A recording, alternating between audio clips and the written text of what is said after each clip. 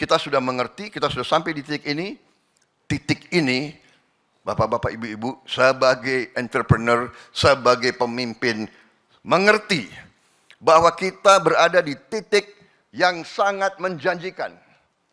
Di mana ada negara sebesar kita, kondisi ekonomi seperti ini, inflasi terendah dalam berapa dasawarsa, harus kita jujur, harus kita akui.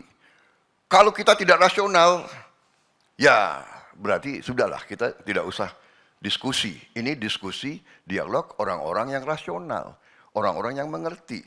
Inflasi terkendali, pertumbuhan salah satu yang terbaik di dunia.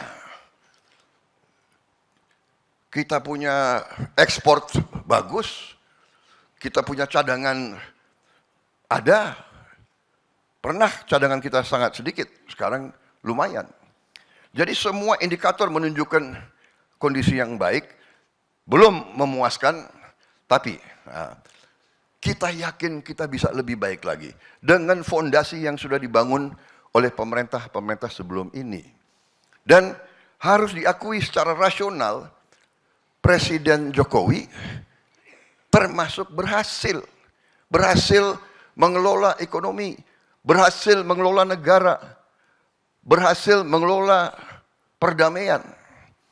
Saudara-saudara sekalian, lihat di televisi tiap malam, perang di Ukraina, perang di Gaza, perang di Sudan, perang di Mali, perang di Chad, you name it, perang di Myanmar, tetangga kita. Kita harus bersyukur. Kita bersyukur dengan warisan nenek moyang kita, warisan juga pendiri bangsa kita, Pancasila, mempersatukan, Bhinneka Tunggal Ika, politik bebas aktif, non-blok, ini modal semua. Dan kita berada di titik persimpangan. Kita mau maju terus, menuju Indonesia Emas.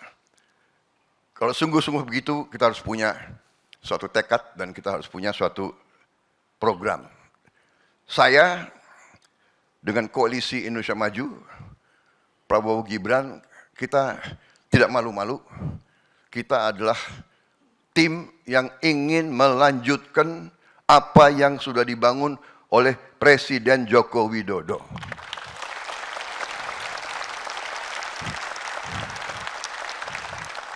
Saudara-saudara, saya ini bukan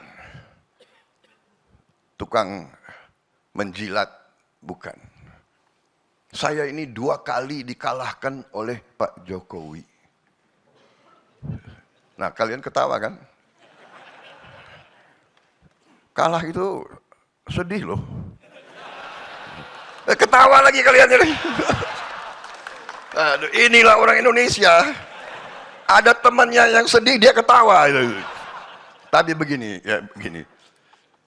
Anda perhatikan nggak? Selama saya bersaing di debat dimanapun, Anda lihat, saya masih bersahabat sama beliau. Orang merasa aneh. Tim saya waktu itu, tim kampanye marah-marah sama saya habis debat. Bapak, kenapa enggak? Saya bilang, ya gimana? Ya kan, saya merasa bahwa banyak pikiran Pak Jokowi benar, untuk apa saya sanggah kalau saya setuju. Iya kan? Nah, jadi saudara-saudara, ternyata benar. Beliau menang, tapi beliau ajak saya. Banyak pengikut saya tidak setuju. Anyway, sekarang kepada inti masalah. Ya. Kita lihat yang sudah dibangun adalah ibarat landasan. Semua presiden sebelumnya meletakkan landasan. Semua berjasa, harus diakui. Saya juga terus terang saja, saya mengakui. Ibu Megawati pun berjasa, pun berbuat yang banyak. Iya. Terus terang saja, ya. Jadi sekarang dengan semua landasan itu, kita harus berani untuk berpikir besar. Kita menurut pendapat saya terlalu lama dijajah oleh Barat sehingga terjadi apa? Rasa rendah diri, inferiority complex. Kita selalu merasa dirinya yang tidak mampu, kita merasa dirinya miskin.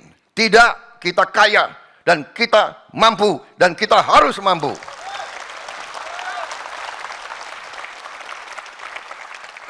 Saya tanya, kenapa Korea bisa bikin mobil bagus, Indonesia tidak bisa? Hai para pengusaha, di mana keberanian kalian? Di mana entrepreneurship kalian? Saya gugah. Tapi harus kerjasama. Pemerintah, entrepreneur, akademisi, universitas, partai politik, kita harus bersatu dalam punya cita-cita besar ini.